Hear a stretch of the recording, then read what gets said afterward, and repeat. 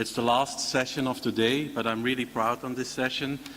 We are going to talk a little bit about the future, what management accountants can and ought to study. It's my pleasure to announce three big names here. Actually, they don't need introduction, but I will do it anyway. So we first have Karen Sedatoli here from Michigan State University, and she is the editor of Journal of Management Accounting Research, and it's a great pleasure to have her here because she can talk a little bit about some of the new trends, maybe in a question and audience about management accounting.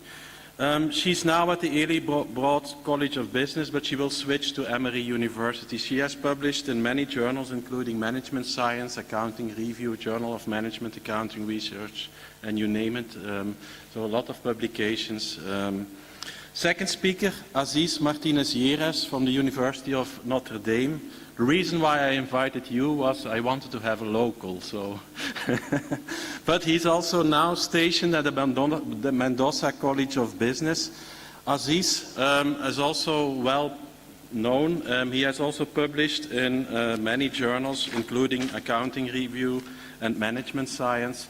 And he talks about, in his research, about accounting information and control systems in forward-looking information. That is somehow his topic.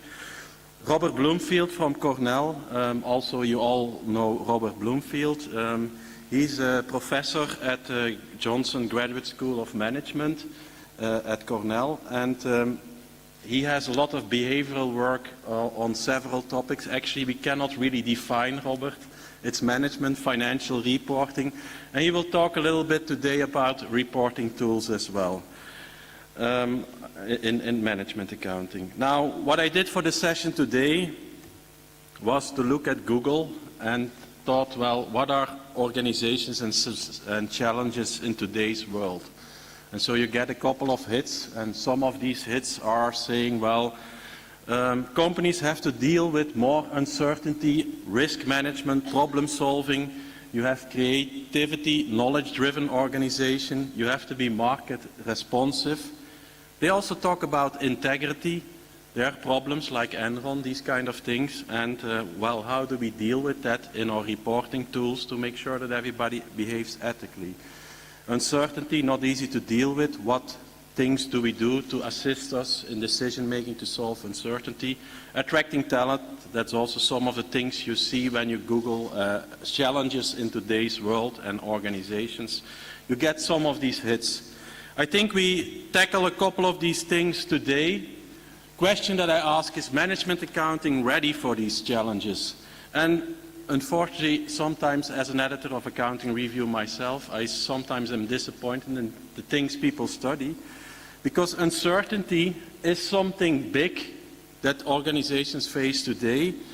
People have ERP systems, big data is present, but somehow we as management accountants do not seem to study that. And Karen Sedatoli will talk about that in a couple of minutes too. A knowledge-driven organization, so we use forward-looking information, we reward people on forward-looking information, but still we see that people focus heavily on the short run. Myopic behavior is present in organizations. How can we actually make sure that people are going to go for the future, try to strive creativity, knowledge, are going into problem solving? Do we attract people that are forward-looking? And Aziz will talk a little bit about that. Last thing, integrity, Enron cases, these kind of things, and application, well, management accounting tools can also speak to that.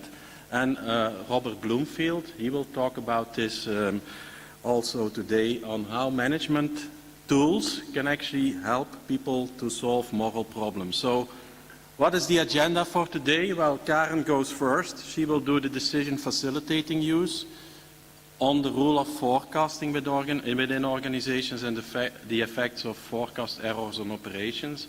Then Aziz will talk a little bit about this myopic behavior, forward-looking information, and how performance measurement can counteract the natural tendency in decision makers to focus on the short run. And Rob, well, Rob is Rob. He will actually expand the scope of managerial reporting and what accountants can do to solve moral problems. I have to admit, I steal this moral duty title from Rob. But you as an audience also have a moral duty. You have to ask questions, so each presenter will get a slot of 20 minutes, and then we have a Q&A of the audience. So it's your moral duty to ask questions before we go and drink, to have cava, which is a nice thing here in Spain. I suspect they serve cava at the reception. I'm not sure, but we will see. Karen, I will give the floor to you.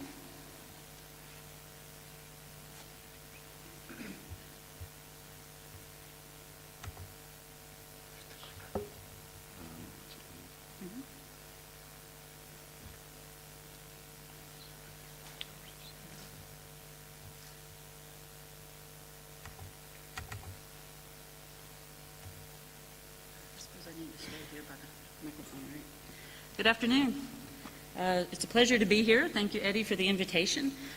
Have the opportunity to give my thoughts on where I think one of the areas I think management accounting research should be heading, and it's very much related to this idea of uncertainty in operations. And I'm just going to hit the button. So I don't know how many of you have seen this. This was a survey conducted in the last couple of years by the AICPA.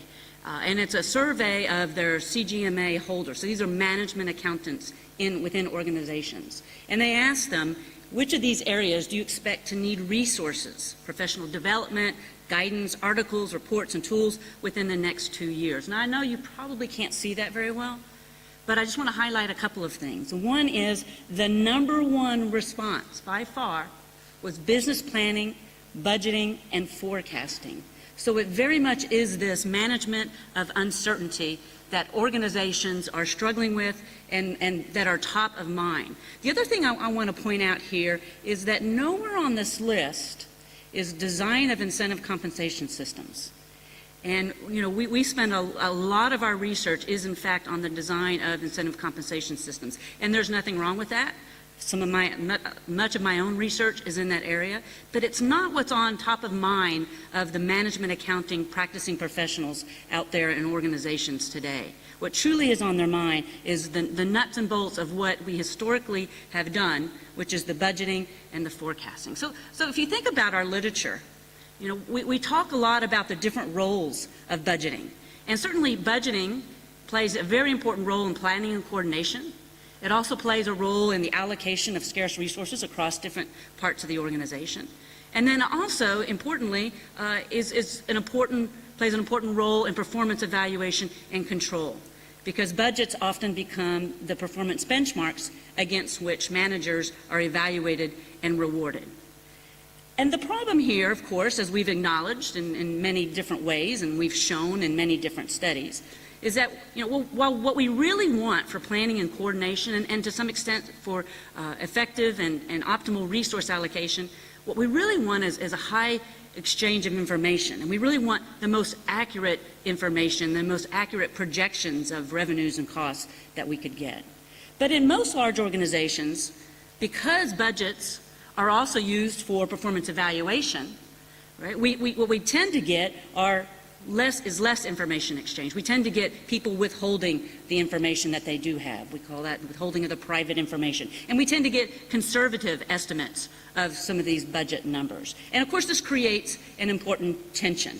The fact that budgets are used for multiple roles within an organization means that budgets are less useful for certain of those roles. So the fact that we tie budgets to performance evaluation leads those same budget numbers to become less useful for planning and coordination, because those numbers have now been influenced by the biases and the incentives of the people providing those. And in fact, survey evidence shows that, you know, corporate executives and managers are well aware of this, and they believe that these budget numbers are in fact unduly influenced by what they would call politics. So you might be thinking, yeah, Karen, we know a lot about budgets. And I agree, we do know a lot about budgeting in our literature. Budgeting is one of the most studied aspects of organizations in the management accounting literature. But it's a very specific focus. It really is looking at the interactions between what we call the principal and the agent, or the upper management and lower level managers. And it's really, what we tend to study is really all about that information exchange and really the vertical flow of information from lower levels to higher levels of the organization. And indeed, we have studied budgeting. We have studied budget-based goals and how that, along with pay for performance, can motivate individuals. We've studied topics, many studies have looked at goal difficulty and what that will do in terms of motivation of managers. There's been many studies looking at commitment, ratchet effect, risk preferences, and all of the different determinants of what we call budget slack, which is the bias that's purposefully introduced into budget numbers. And we've looked at the consequences of budget slack. So there's a huge, rich literature about budgeting in the management accounting research. What there's less research about in our literature is the planning and coordination role of budgets, and in the forecasts that typically follow within an organization. So in most organizations I'm familiar with and that I've studied and worked with, there is a central budget, a budget that's completed at the beginning of the year. But then after that, that budget very quickly becomes in some sense obsolete because conditions change, market changes. And then these numbers are constantly updated to reflect the most current conditions. And so this is where forecasts come into play, and forecasts are issued throughout the year. And it is this area that I don't think we've done near enough with, and this is where the management of uncertainty in an organization is really done. And it's a type of risk management, if you want to think of it that way. And what's interesting here is, while most of our research has focused on misaligned incentives between principals and agents in that budget negotiation process, there's also differing incentives across business units. So in my graphic up here, as you see on the left, I have the marketing or demand side of the organization. On the right, the production or supply side of the organization. And while there's much study of the information flow from these units up to the principal in that budgeting process, there's very little, almost none, on the interactions among these business units and the primary way that this is coordinated or activities are coordinated between these lower level business units is through the forecasting, in particular the demand forecast, right? And so what's really interesting about this is that we also find that there are misaligned incentives between managers from these different business units in the organization. So what we know is that practitioners, they regard planning and forecasting in many sense as more important than control. So the planning and forecasting aspect of budgeting and forecasting is more important than control in their mind. And they also argue that forecasts are supplanting the budget as the primary planning and coordination tool because of, as Eddie was describing, the fast-changing environment. So it's these forecasts that really play a critical role throughout the period for most organizations. And yet, there's little accounting research examining the role that forecasts play in that planning and coordination, that management of uncertainty. Eddie also mentioned enterprise resource planning. And indeed, there is just a wealth of data being generated within especially large organizations related to these forecasting processes. And these processes are there, these data support the production planning processes, manufacturing or service delivery, marketing and sales, certainly materials management, inventory management. There's just numerous processes within organizations that are creating and using data out of what Eddie referred to as enterprise resource planning. And if you think about these different processes, this is a graphic from an organization I have worked with, and I think it's pretty typical of the monthly planning cycle that organizations engage in throughout the planning year. On the far left, there's the forecast generation. And as you move to the right, forecast, adjustment, and disaggregation. So organizations tend to forecast at a high level, but then that becomes disaggregated in order to get that information and to do the planning and coordination at different parts of the world and at lower business units. That then leads into, and this is a manufacturing organization, by the way, but I think you could do a similar timeline for a service organization. Those forecasts then lead into the various planning activities. There's what they call the replenishment planning. That's making sure we have inventory in the warehouse. And from that, the replenishment planning from the supply chain side, making sure we have the raw materials, where we need them, when we need them, in time for the production. And that, of course, leads into the production planning, the scheduling of the production, and again, making sure we have product when we need it, where we need it. And then finally, the execution. And it's interesting that, you know, the first part of these processes, the first few processes really are more of a regional view, but then it very much becomes global in a large organization, large international organization. And so the management of uncertainty and the forecasting process is incredibly complex, and it spans the globe in these organizations. It spans different parts of the organization, so there's many different parts of the organization that are involved in these processes. There are many different people in the organization, each of them with their own incentives, each of them with their own biases, each of them with their own objectives, which I'll talk more about in a moment. And the data come from many systems. In the bottom row here, these are the different ERP systems from which all these data come. So massive amounts of information is being generated. And as management accountants, I think that's a huge untapped area that we could and should be exploiting to try to better understand these forecasting processes within the organization. Now, I get the question, well, you know, what do you mean by a forecast? How is that different from a budget? Right? They both are forward-looking. The topic of this symposium is on forward-looking information. Right? And we're all, I think, very familiar with what a budget is, and in particular, I'm going to focus on this sales budget, because that truly is the starting point, as we know, for all the budgets that follow and for all the planning that comes after that. So budgets, again, typically, and I know there's different ways that companies do this, but typically these are done at the beginning of the year. They're based on prior performance. They're based on, you know, prior resource needs and resource availability. It's based on judgment, and it's oftentimes based on a negotiation, or what we typically call in our literature budget participation. Right? In most of the organizations I work with, it is that budget that becomes the basis for performance evaluation. And it's fairly set in stone. Again, I know sometimes there are budget revisions. Okay, sometimes there are budget revisions, but it's fairly steadfast, the budget. And contrast this with the sales forecast. Sales forecasts are made throughout the year. It's a very dynamic process. Companies, in my survey of the literature and then talking to different companies, they oftentimes employ very sophisticated statistical, well, sometimes not so sophisticated, but statistical algorithms as a starting point for developing ongoing forecast. But certainly that's only a starting point.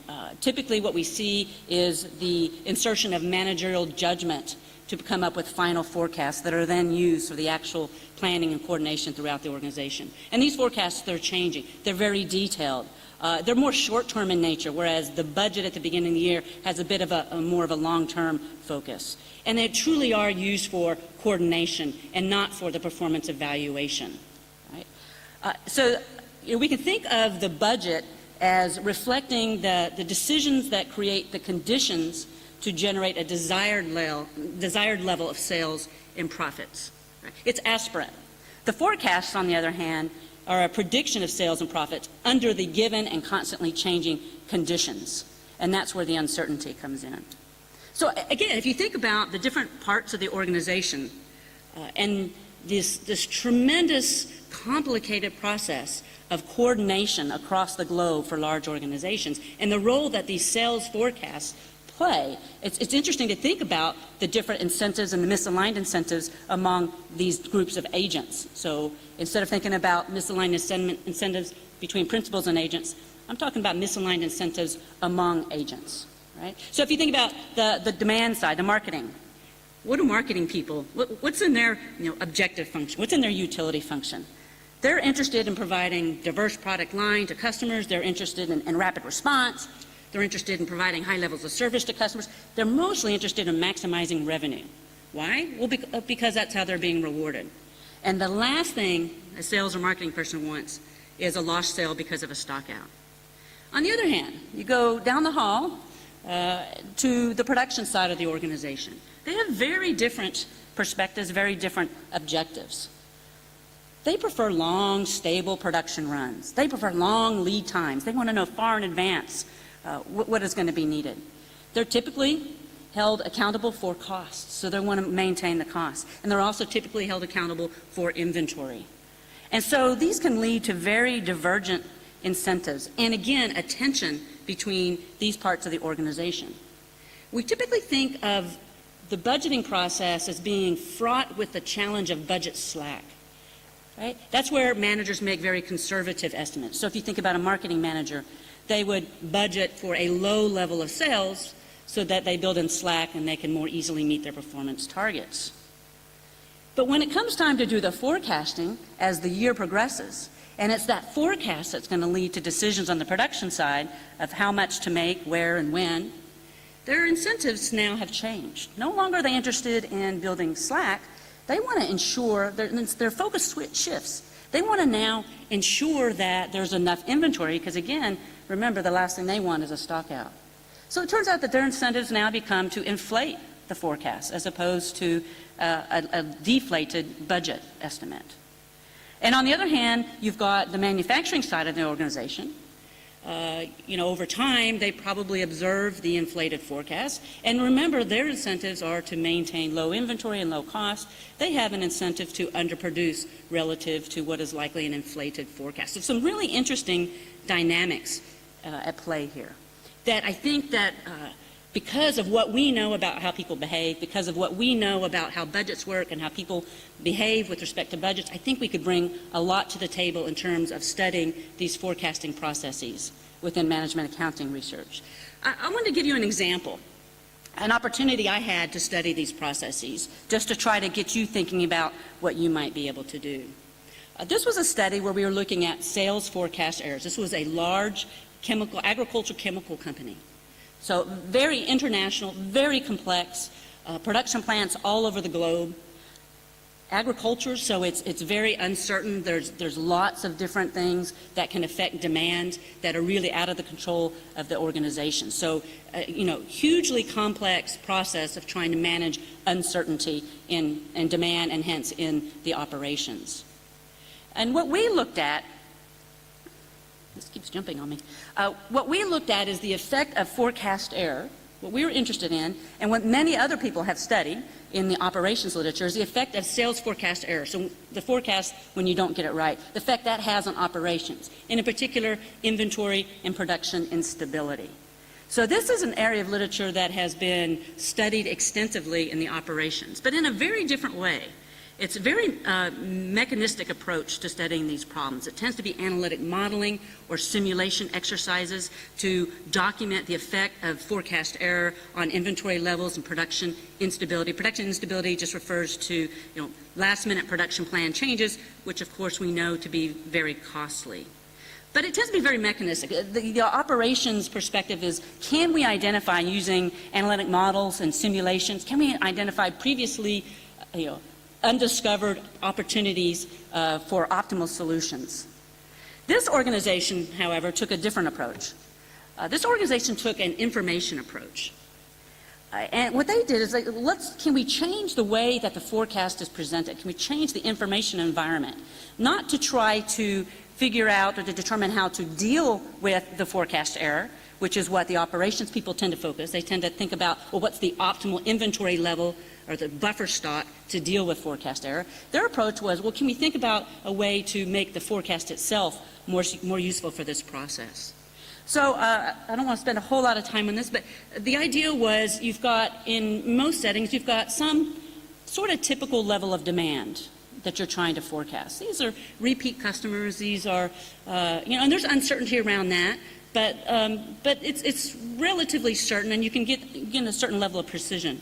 But in an organization like we studied, again, agriculture, where there can be events that happen that can dramatically affect demand, There can be events out there that you know may or may not come to fruition, but could have a big impact on the demand. So this graphic represents potential demand impacts. And in typical forecasting systems, the marketing people give a demand number over to the production planning side of the organization. And when they try to incorporate all of this into one forecast, it becomes a very, very noisy forecast. So you get something with a lot of uncertainty. So what this organization did was they set up a separate information system. So they allowed the marketing side of the organization to forecast in one system the expected level of demand, and then in a separate system, what they call the event system, they allowed them to enter different demand events. And they would enter those demand events, and they would determine, well, what is the likelihood of the event, what would be the demand impact, either positive or negative. And then when a demand event became likely enough, their cutoff was 90%, it went into the regular demand forecast. But the production planners would see the regular demand forecast, and then they would see these separate events, which allowed them to know the potential events that could happen, but also to hold off on producing to those events until they became more likely. So this was our research question, what was the effect of this sales forecast disaggregation? And what we were able to show was that the sales forecast disaggregation did improve the absolute forecast error, so they were able to get more precise in their forecast. But then we also studied the incentives that the different parties played, in particular the marketing side of the organization. And what we discovered was that the sales forecast also had more positive bias. So in some sense there was an improvement because it was more accurate in an absolute sense, but the marketing side of the organization actually introduced increased levels of positive bias. I apologize, this keeps jumping on me and I'm not touching anything. So the overall effect we found in this particular organization was that it was beneficial in that inventory levels on balance, even though there were these offsetting effects on the inventory levels, on balance inventories went down and without a degradation in production instability. So this was an example of a study that we were really able to gather very detailed sales forecast data at the product level, individual product level, and to study it within the context of the organization, which is what the operations literature doesn't tend to do. They tend, again, to study this in a very mechanistic way. So I think we can contribute a lot. We can contribute to the operations literature by examining the sales and operations process planning, examining the process within the organizational context and bringing in the incentives and studying the incentives that people bring to this table and really make some important contributions to the operations literature. And we can contribute to the operations literature by focusing on the accounting solutions to some of the problems that they study. We bring a lot of knowledge regarding information and the quality of information. And this, by the way, is also where I think we can have a huge impact on practice. We can also contribute to the accounting literature by extending the budgeting literature in important ways, by examining misaligned incentives between groups of agents instead of the vertical nature of misaligned incentives, and really learning more about ongoing forecasting, which is really where the management of uncertainty comes in, and the planning and coordination use of accounting information, as opposed to the control use, which is what we tend to emphasize in our literature.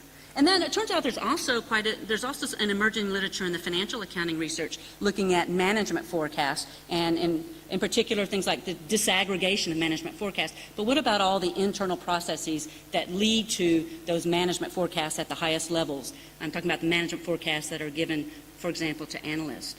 Really trying to understand the internal forecasting processes and how that builds up to those overall management forecasting. So that's all I have. Thank you.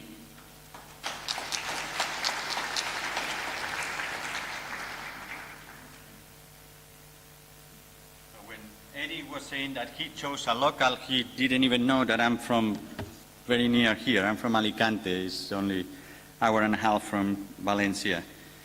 And let's see if I'm able to put my presentation in. Okay.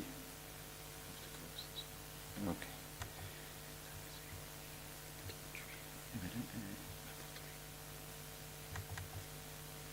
Yes. Okay, and he also used a devilish device. I like to move a lot, and if I move, I get away from the... so anyway, I will try, and so try to be a forecaster of what we have to research in the future is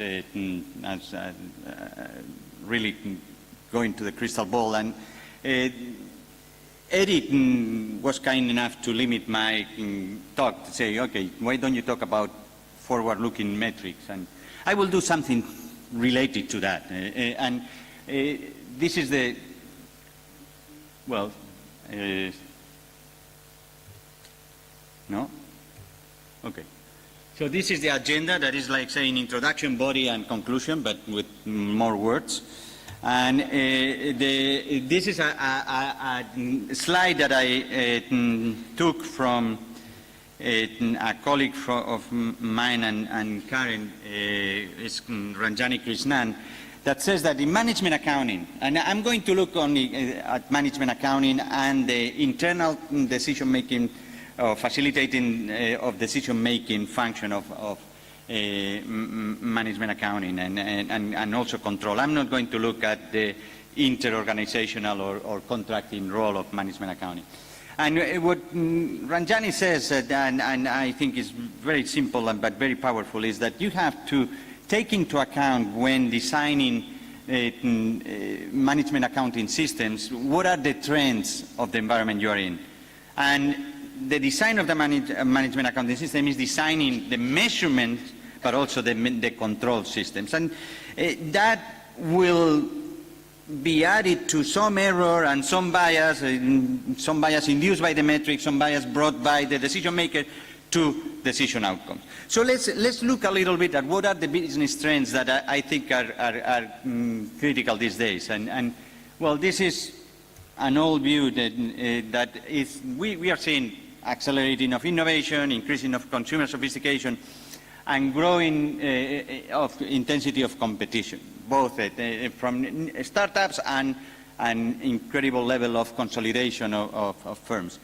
And all this leads to a need to be flexible and agile, and that requires decentralized decision-making to your employees.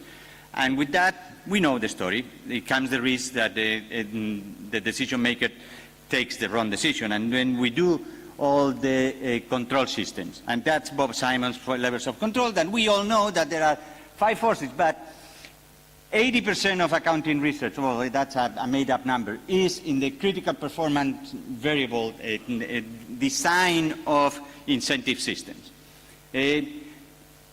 Thanks God, Karen has talked about a little bit the interactive control system. That's what her constant budgeting process that has just described is. It's preparing you for the uncertainty. And hopefully, Rob will be talking about the top, the beliefs and the boundary systems, bringing the moral compass to decision making. But most of the research that we have seen, that we see in management accounting, focus on diagnostic control systems with the agency theory paradigm. We have to design incentive systems that align management with shareholders. And the focus of this research has been on looking at performance measurement as a function of their usefulness for including them in contracts. And so they say the first thing that we do is profits. Profits are a good measure of what the shareholder is interested in. But then we know that profits could be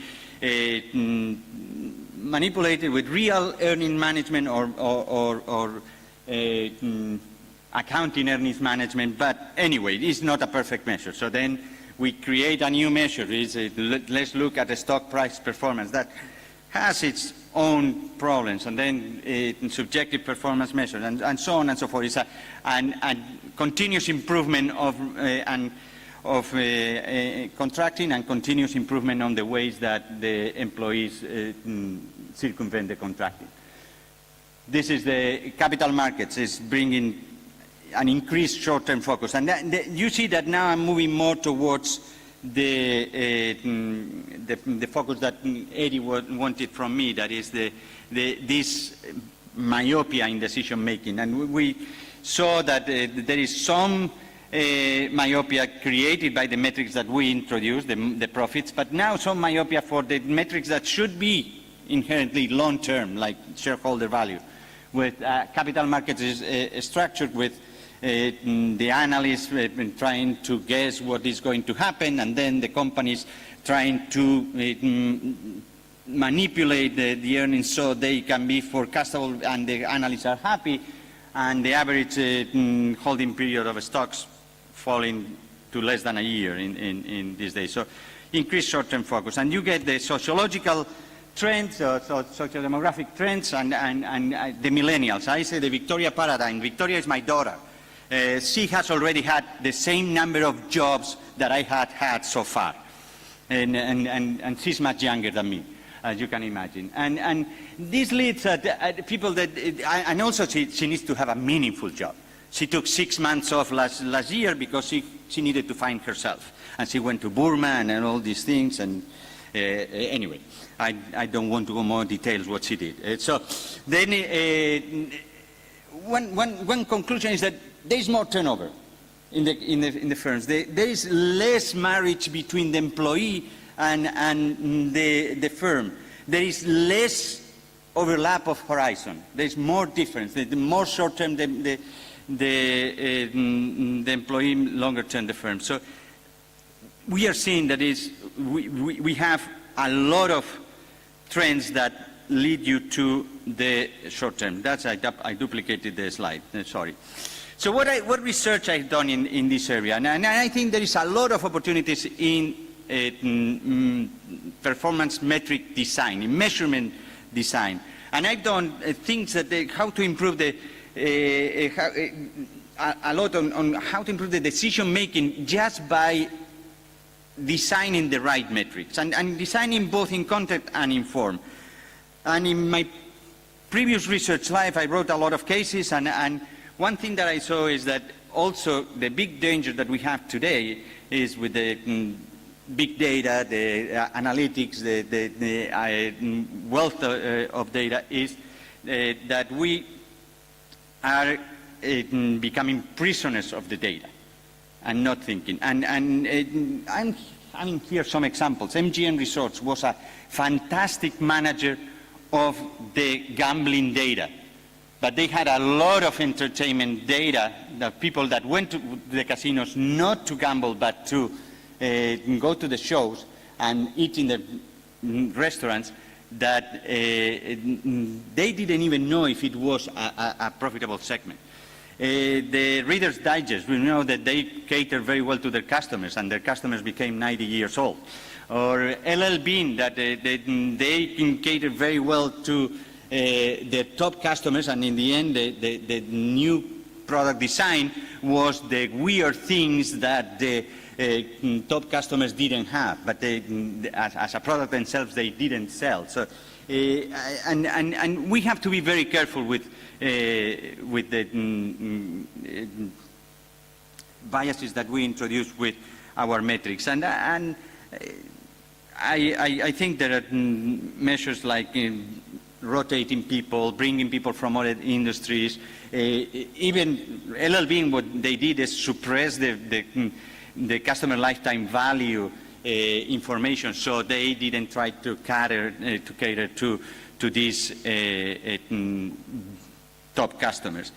But there is also some value to these metrics. So I don't want to start. I want to start with a negative view, but then say, okay, let's be real. This is not that. Let's not demonize data, because data can produce very good consequences in the firm, and that's what I did.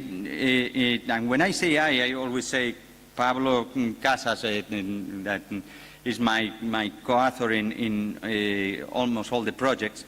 And what we did is look at a bank, in a middle-sized bank in Southern Europe, so all the Spaniards can start guessing which bank it is, that is very sophisticated in technology, in innovation and human capital, and that they had now this is working, but not to my, I don't know what's going on. Anyway, so they have an incentive system based in EVA that basically was profits minus a capital charge. And they, in the early 2000s, were pushing for mortgages like everybody else, but not mortgages in the Torrevieja or all the Alicante coast, which is what is this? This is going automatic. Okay. Anyway, the bank wanted to move the branches from a view of salesmanship and from a view of selling products to a view of managing customers. And they didn't want to change the incentive system because they say it's working very well and it gives a lot of freedom to the branch manager and it gives them the incentive to work hard.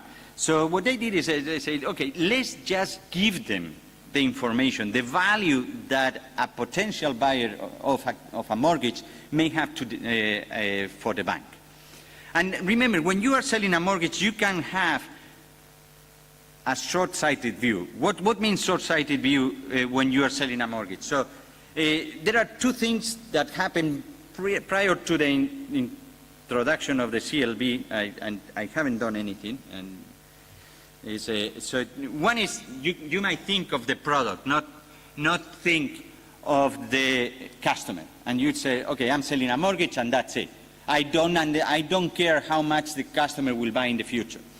Or you can just think of the mortgage and not of the other products that you could sell with the mortgage, the insurance or the checking account or some pension fund, whatever.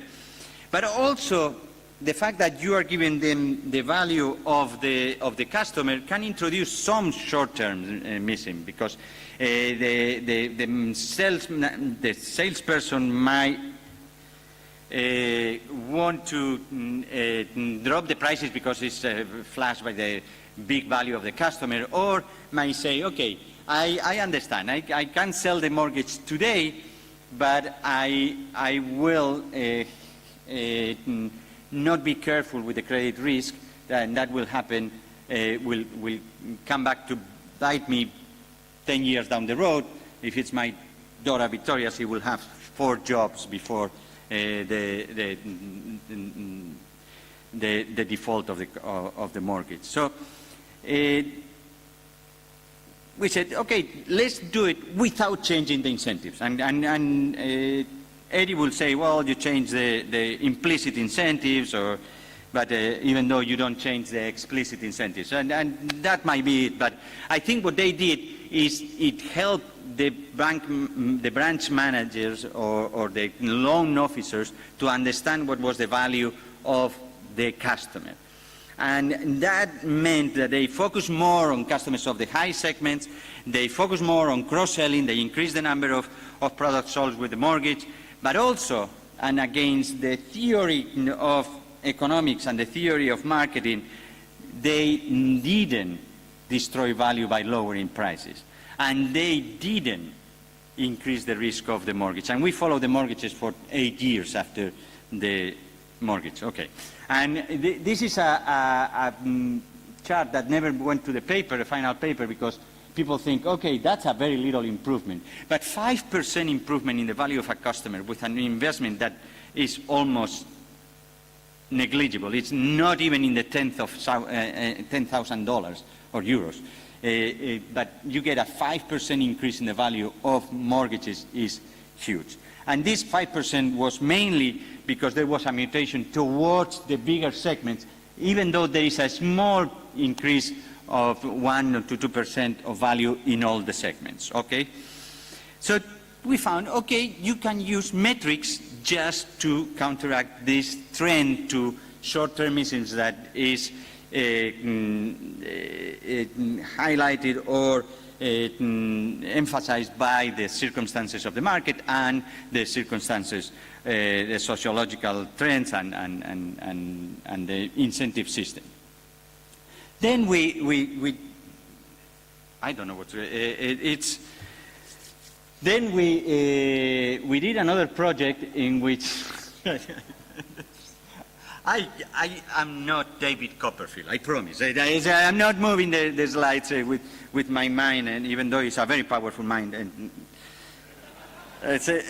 so what we did, so we said, we have sorry?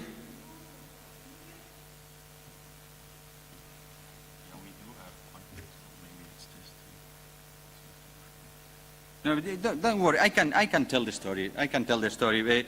But what we said is, this firm wanted to implement a customer satisfaction system, and they wanted to differentiate themselves through customer satisfaction. And this is an outsourcer of repairs for insurance companies. They manage plumbers, masons, not the most sophisticated people in the world, but they understand money, and they had a bonus link to their customer satisfaction. But so then what we said is, how can we provide the information so they really learn and pay attention to that customer satisfaction, and effectively? They were going to pay attention regardless, but how can they use it effectively and improve customer satisfaction? I would say there are two elements that we can tweak in the system. And one is the frequency of the report. We can do monthly or weekly. Monthly is when they get the bonus, is the way they pay in the industry, so they pay monthly. So let's do that, because that's an anchor period, and let's do a more frequent period. And then let's change the detail. To some, let's say, the percentage or the number of cases in which you got a bad customer satisfaction score. In the other case, give the detailed information of who gave you a bad customer satisfaction score. Bayesian world, what would you do? Higher frequency and higher detail would be the best, because you can learn more and you can try more and update your beliefs more often. What we said is, well, with this trend to short-termism, what might happen is that you look just at the last report, and you might not learn as much, because in a week the impact of noise is much higher than in a month. In a month you get more the impact of trends. And that's what we found. We found the best improvement in those that got detailed information, but only on a monthly basis. And that's the measure of the input. Okay, and detractors is the measure of customer satisfaction that they use. And the other interesting thing is that in on-time and PDA there are no significant differences between the treatment groups. Also, one thing is that I like always to point out is that we propose equal blocks of people in each of those 4 treatments. The company said, no, we are going to go weekly because you don't know anything. You are library mice that you don't know how the real world works, and we are going to go for weekly data. And after our experiment, what they did is they changed the systems and they went to monthly data, because they saw that monthly gave the long-term, the perspective of long-term trends that it was needed to really understand the customer satisfaction. I think I have to finish. There is another case that we did that was with MGM, and that's the thing that we got. We didn't get paid because we were doing research, but we were in those better restaurants than this, but that was the hotel room that we were once. And what we found is that if you monitor, and I also do control, it's not I do only tweak of information. If you monitor too much the people, what they do is they stop trying, they stop experimenting, and they stop learning. And they get the rules, you get the compliance, but you don't get better performance. And that's the learning from this study. And just some random thoughts of what should we inspire our research is, I am very biased. You look at what are managers' concerns. Don't look at the journals. The journals take this paper that I was talking about. We launched the experiment in. That's a sign that I have to finish. Okay, so and tackle big issues. We have mentioned big data, culture is what Rob is going to talk. Innovation, the design of information systems. That's what Karen and I have been talking. And only after you have decided on an important topic that managers care about, then fit them in the literature. Thank you very much.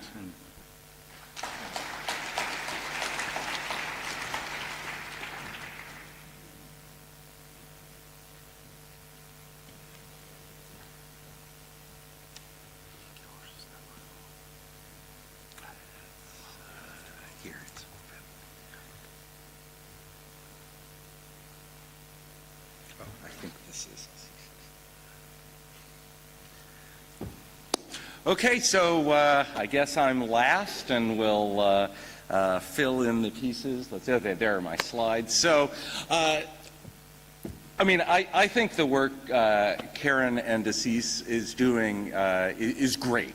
I think, you know, they're really, if you, you know, what marks their research is just an incredible attention to the details of particular contexts. What I see in Karen's is primarily a focus on what I would call logistics. I don't know if that's, you know, that might sound a little narrow, but the forecasting, you know, understanding the global supply chains and all the forecasting that goes into it, and diving into a company. Assis, clearly, you know, the product lines, every time you do a new industry, it's a new world, and we're used to this in managerial accounting. It actually is a very interdisciplinary field, because we need to know reporting, and we need to know the things that are being reported on.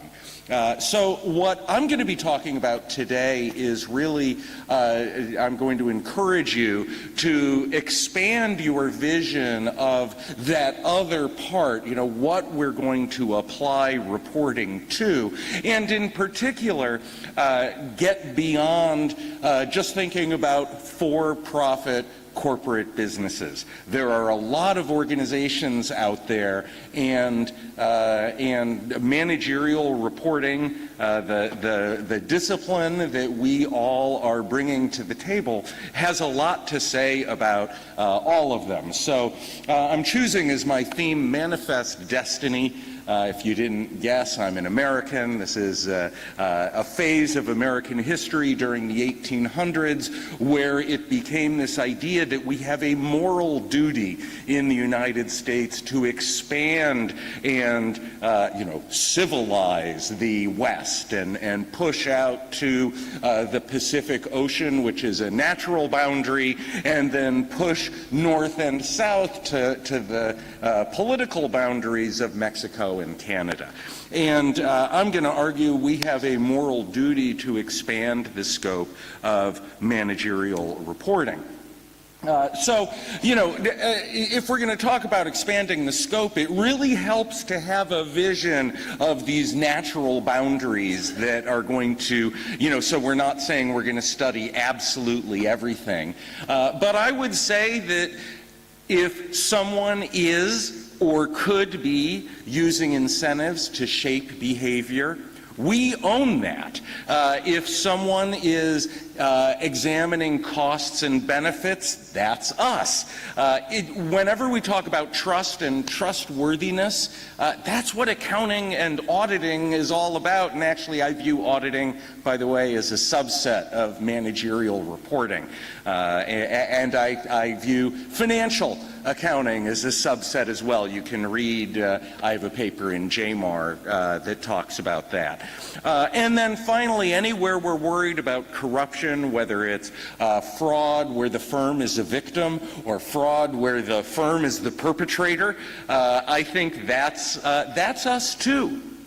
Now, I think that there's a very useful distinction between internal and external reporting that I'm going to rely on, and in particular, the idea that in external reporting, you're giving people information so they can respond.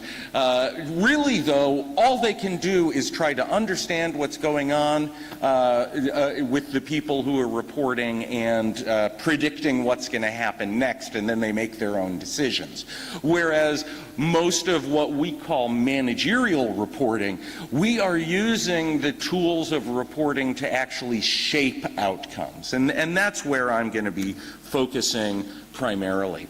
Now, to give you an example of the type of thing I mean as we expand our scope, I want to talk about a paper by Hans Christensen, Eric Floyd, and a couple other people I'm forgetting at the moment. This is why it's good to have a name that starts with A or B or C.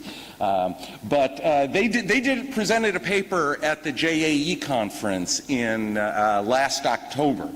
Where they showed their evidence that a provision in the Dodd-Frank Act, which forced U.S. mining companies to report to the SEC about mining safety incidents, actually reduced the number of reported incidents and injuries and violations and all that. And there, it was actually a very controversial paper, because just like, by the way, Manifest Destiny was a very controversial idea.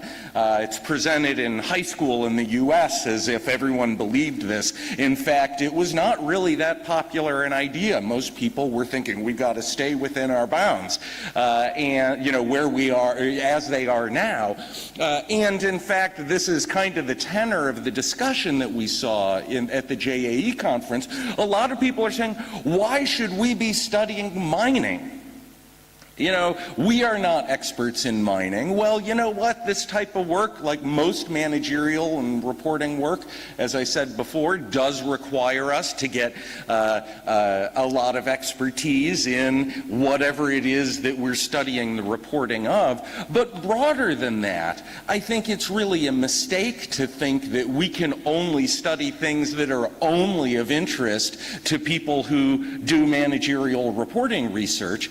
We have a moral duty throughout our lives to help save other people's lives, and reporting can be a big part of that. I've seen studies, I think it's Susanna Galani at Harvard is looking at how reporting systems improve hand washing by physicians, and there's no end of context that we can think of where we have organizations that are actually, could make the world a better place if they had better reporting. So it's still, I'm not, my view is people generally disagree with this, which is why they should submit their papers to the Journal of Financial Reporting. But I'll get there shortly. I think we have a moral duty to apply managerial reporting to science and more generally, I would say, to public discourse, to where people are talking about what is true. And, I agree with Karen that we way undervalue research on planning and forecasting and how useful it is. So what, that JAE conference got my attention on these issues in late October when people were saying we shouldn't study mining safety. which I thought was rather silly. And then there was an event in the early November in the United States that really got my attention with the election of Donald Trump and all the things that, for those Americans who have, took the red eye, you may not know he just fired the chief of the FBI who is investigating him. So, I view this as falling, that's more legal, but again, falls within our jurisdiction.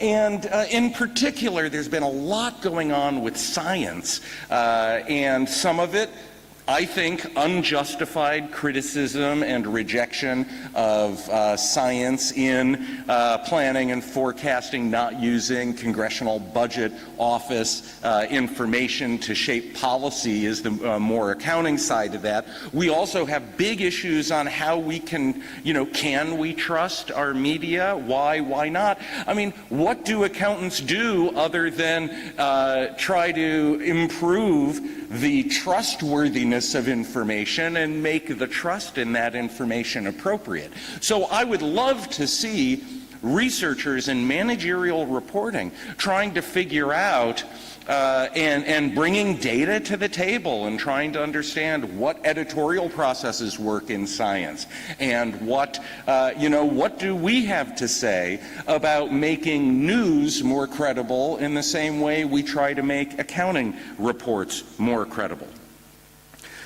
We can also look in our own backyard. Academia is not perfect, and here I'm not talking about research, I'm talking about organizations that it's a big industry sector, and it has a bunch of oddities that I think are really fundamentally managerial reporting issues. Here's an interesting paper on growing perverse incentives in academia, and if you look through this list, it looks like examples from any managerial reporting book ever. You reward researchers for an increased number of publications. What you're hoping for is better research and more of it, and what you get is an avalanche of substandard incremental papers, poor methods, increase in false discovery rates, leading to a natural selection of bad science. And I think somewhere these slides will be posted online, and so you can look at them there. So, I think one reason that it's so important for us to dive into all these issues is that other people are doing it and they don't know some of the things we know. And I'm going to pick out a couple in particular. So a lot of people, especially in education and in healthcare, will talk about Campbell's Law. Donald Campbell is the father of modern social science, and he said, I'll translate, if you pay for a measure, people will manage the measure. Instead of managing the performance the measure is supposed to capture. But, that makes it sound like all we can do is either pay people and get measure management or leave them unmotivated. But if you think about what we know from a lot of managerial research, we actually have a lot more levers at our disposal. So to balance Campbell's Law, I've come up with something I'm going to call Bloomfield's Law, because hey, why not? And the basic idea is we can spend a lot more on monitoring and data gathering and processing so that we reduce the measurement error, reduce the gap between the measure and what it's supposed to measure. We can reduce incentives, as Campbell says. We can reduce the predictability in the way that we respond to incentives. So, if you don't tell people exactly how you're going to pay them, you might even say, here are a bunch of measures we think are relevant, but we're going to use our subjective judgment when all is said and done. It's very hard to manage the measures that way. And we can also restrict discretion obsession over reporting and operations. Now, all of these things are painful in some other way. No system is perfect. Basically, you have to deal with measure management, or you have to deal with the problems arising from using any of these levers, but they apply to any measure. We're not just talking about, real earnings management and accruals management. Now, to do this, we have to make some changes. And I've talked about one, which is if you decide you're going to apply managerial reporting to industry X, you'd better really understand industry X. The other thing is we have to understand that we're going to have to make a lot of compromises in research, and we're going to have to gather data in a whole bunch of different ways. And so this is something I've been pushing more broadly recently. So first of all, and I'll just refer you can look at there's a video on YouTube where I talk about the Journal of Financial Reporting. Google me and JFR and you'll find it, where I talk about how not every paper can do everything. And this was very much in evidence on that paper looking at mining safety. They had to look at a really unusual setting, so we don't know how generalizable it is, but they sure nailed causality down pretty well. And you know what? That's a classic trade-off. You can either get generalization or causality. It's very difficult to do both in an archival study. We can, of course, look at other forms of data, and this is a big thing we're pushing at Journal of Financial Reporting. You can surveys, field experiments, field work, I think, is going to be extremely useful for this as we delve into new industries. Again, always there will be trade-offs. And, of course, the more we get involved in creating data through surveys, through experiments, field experiments, and things like that, and even structuring our, using unstructured data, the better we can tailor what we're doing to our research question, but it becomes much more difficult to do some of the other things. The more we create the data ourselves, the more the quality of our data reflects our taste and what is important, and the less it reflects what the people in the field actually think is important. And so, again, I think Assis and Karen are doing great work that way in really tapping into what the people they're trying to help care about. I've got, about 5 minutes, so I want to close. I've talked about moral duties, and I want to close by, I've been doing a lot of research lately on ethics and morality in accounting. And so I want to encourage you, with my last few minutes, to take a more positive view of morality. And I mean this in two senses. The first sense is, when we talk about accounting and ethics, we almost always focus on the bad stuff. It's like when people violate accounting rules and all of that. But that leads us to lose track of the fact that accounting is a deeply moral endeavor that makes the world a better place. And I have a video, so the sound guys or whoever's doing all that stuff, I'm going to click on this and it's going to start in the middle of the video, so if you can right now get the sound on and switch over so people can see the web page that's about to open up. This is an experiment that is basically they give two monkeys exactly the same task and reward one with a cucumber and the other with a grape. And here, this should pop right up. Looks like we're open. So she gives a rock to us, that's the task. And we give her a piece of cucumber and she eats it. The other one needs to give a rock to us. Okay, maybe not. And that's what she does. And she gets a grape. Okay, so I won't show you the video, but basically what happens here is, I have too little time. You think this is going to, so it's just not showing there is the problem. Yeah, I did that. Sorry. One phone.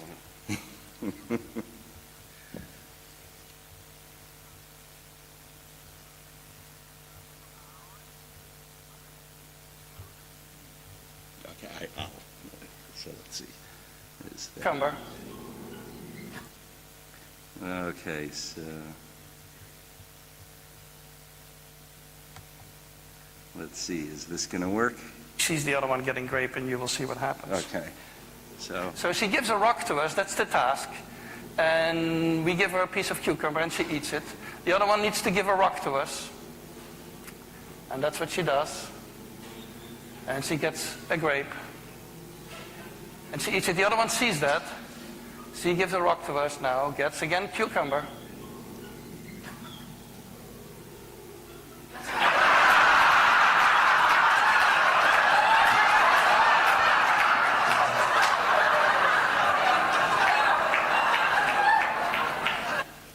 So I teach a lot of executives, and yeah, here, let's.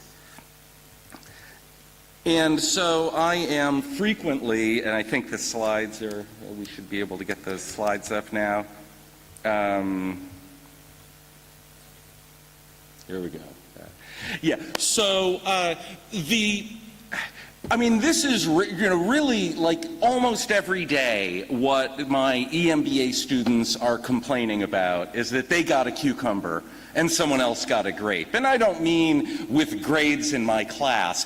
I mean that, the people in production see the people in sales getting rewarded for such great sales, but in fact, it was all the great work production did.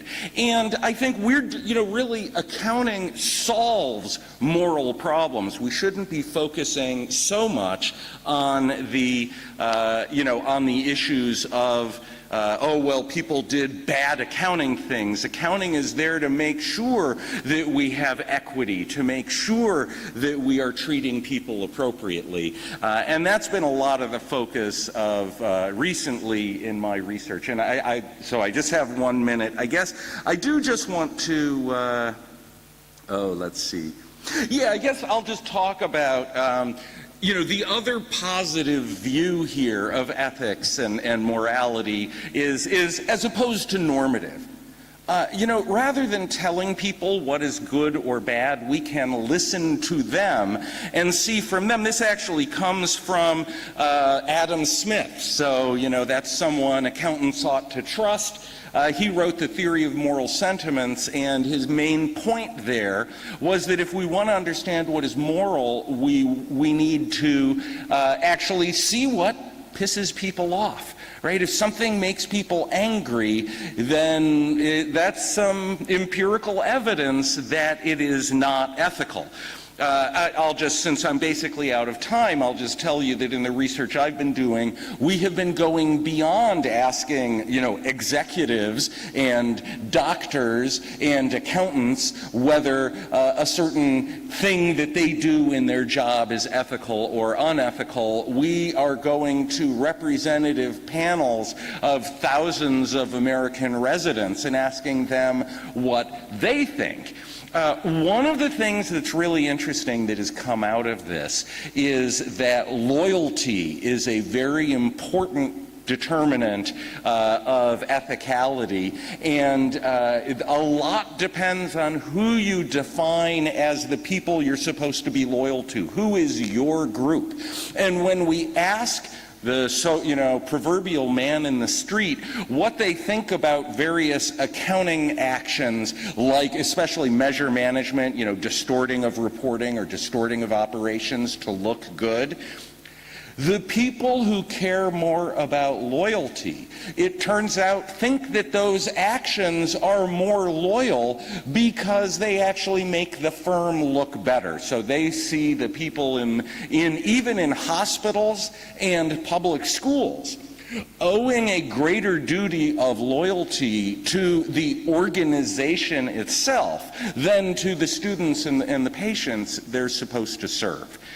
So it's been very interesting work, but it's just a very simple example, and I will close. You can see I'm skipping some slides, but I'll just close with my final slide here, which is to make the one point I hope you won't forget, which is that I think we have a moral duty to expand beyond the for-profit corporation. I think they're doing moral work too, but there are lots of opportunities out there, and especially for young people who, you're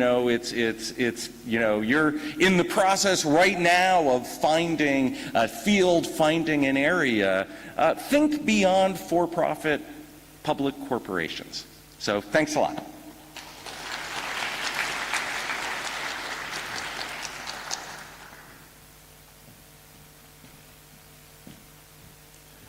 Thanks to the three presenters. We do have some time for questions, about 10 minutes for questions. There are people walking around with the microphones. So if you have a question, just raise your hands and they come to you. Hello. I don't do managerial accounting research, but I teach a lot of managerial accounting. And the first thing that the textbook does, and the first thing I do in my class, is go to a contribution margin income statement so that we can now make decisions based upon contribution margin, whether it be, make versus buy, whatever, okay? You didn't talk about any of that, and I'm wondering why, because it seems to me that, first of all, companies, I don't really know. Do companies have contribution margin income statements? Do they use them? Do they create them? Because they're all required to do absorption costing for financial reporting purposes and tax purposes. So do they even bother creating contribution margin income statements, even though we know that that's the best way to make decisions?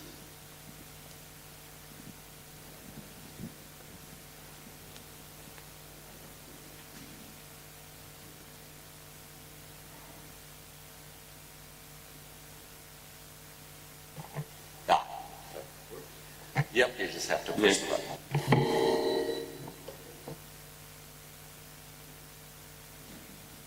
Yeah, whoever's going to go. Me, because I pushed the button.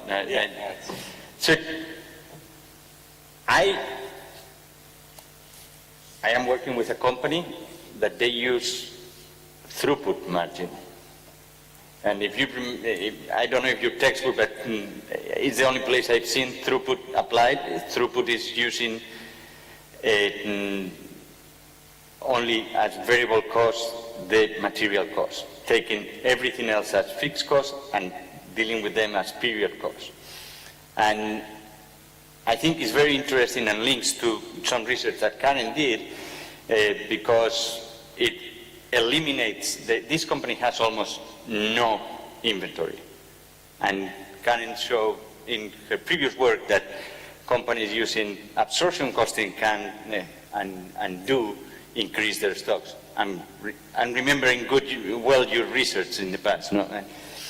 Also, contribution margin was in my research that leads to CLV, because contribution margin is a transaction measure and not a value measure, and that in a way brings the short-termism bias that I am fighting in my research. And so yes, I didn't use the word contribution margin, but was behind one of the biases that we have observed, and we have shown that there are means to counteract, that is, to help the employees see what's the value of deviating from the pure rule of looking at the profit, that's at the contribution margin decision of the current sale.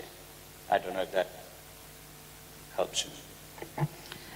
Yeah, I can just add a little bit to that. I mean, I guess we all hesitated because we weren't quite sure how to answer this question.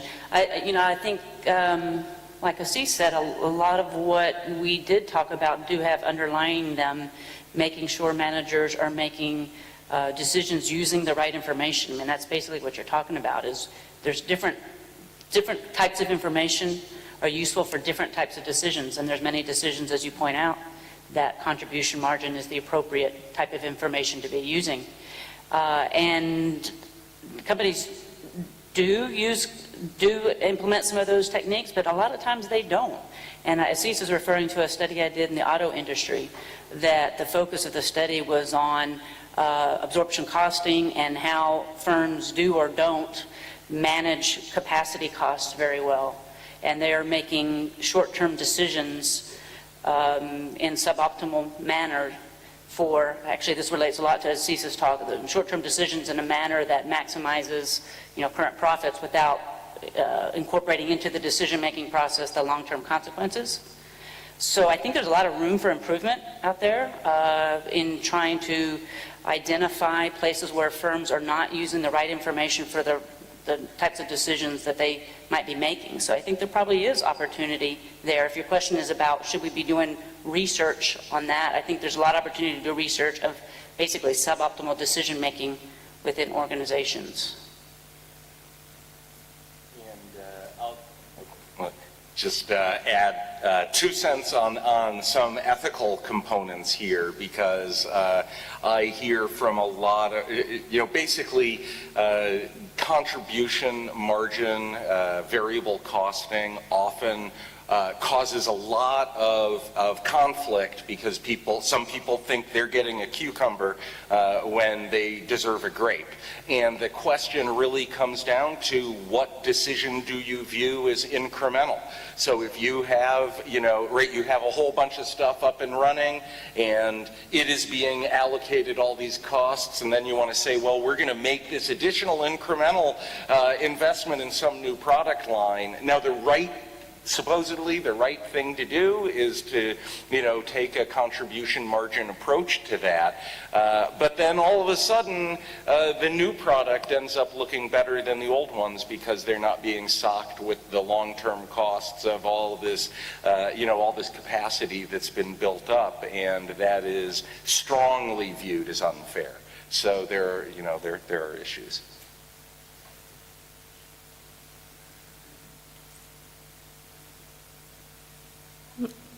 I'd like to thank all 3 speakers. We've given us a lot of food for thought, so thank you. However, I'm still leaving this session feeling a little bit unclear about where we are going as management accounting researchers. The big question is on sustainability. We haven't quite put our mark there. Management accountants, I've worked as a management accountant. We sit on very large and very rich data that we ourselves do not know how to extract the critical information needed for the level at the higher level strategic decision making. So we constantly have this problem of not communicating even within the organization, and we haven't quite really studied the political socio-factors that affect how decision making actually happens. We talk a lot about information production, we talk a lot about design, but we do not talk about communication. So I suppose my question or issues, I'd love to hear some comments on these issues from the panel. Thank you. I just would like to offer just an interpretation of what I think we're saying up here, which is that, to Rob's point, we ought to be expanding the scope of what is management accounting research. I think for too long we've kept it too narrow, and I think what you're talking about is exactly in that vein. So we didn't talk about sustainability specifically, but I think all of us were trying to say we need to be expanding the scope into all these different areas instead of one more study on incentive compensation design, which, as I showed in my slide, is not top of mind in practice of professionals in our field.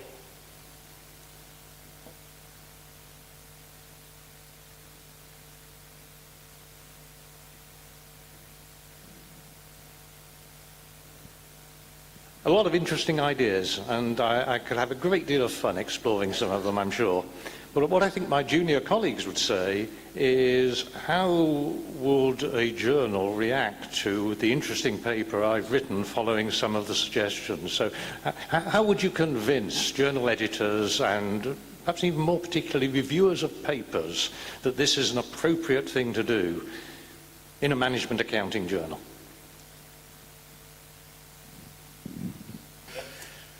There are two editors that will talk, and so as I am the victim. So let me talk first, and then the editors can give you the party line.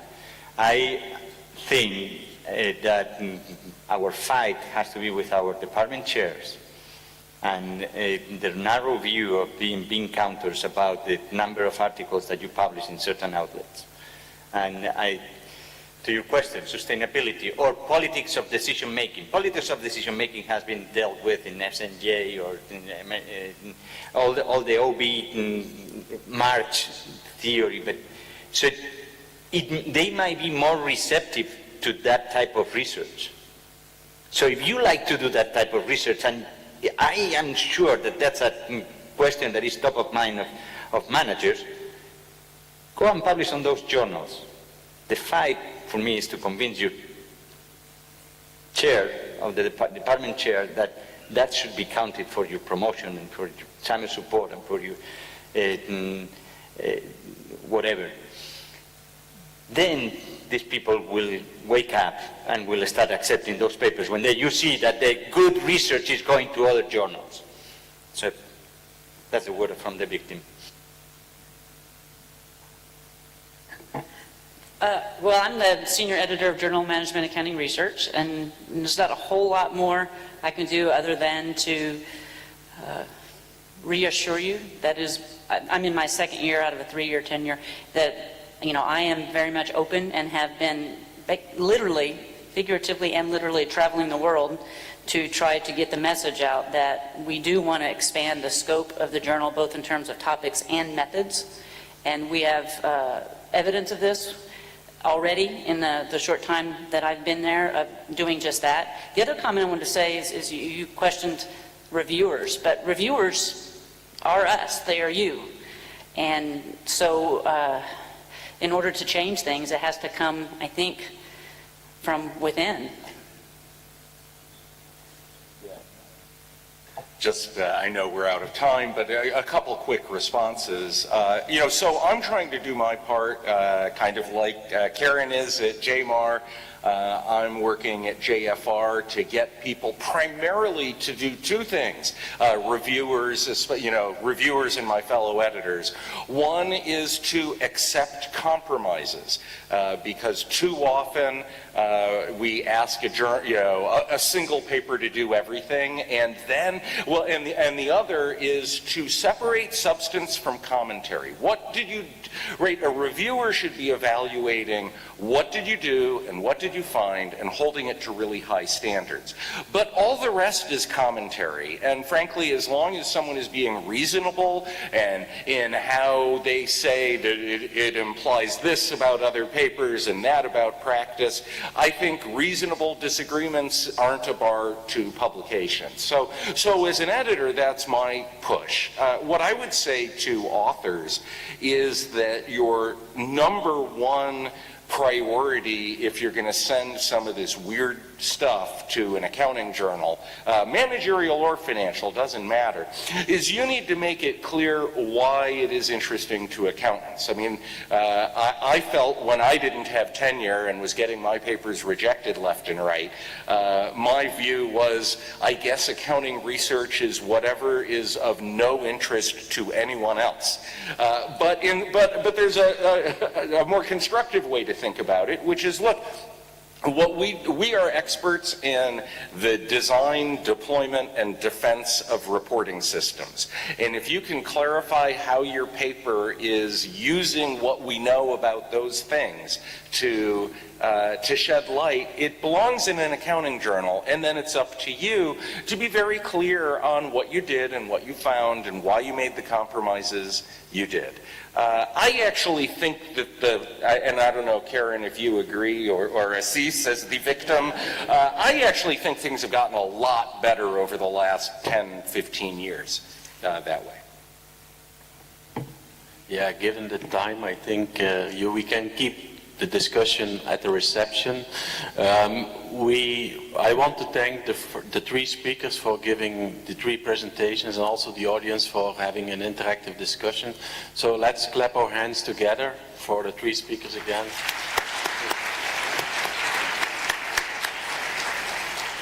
In addition, there's also a message. I think the reception, there will be buses driving to the reception, and they will be here like in 10 to 15 minutes. So don't stay too long here chatting, otherwise you might miss the bus. So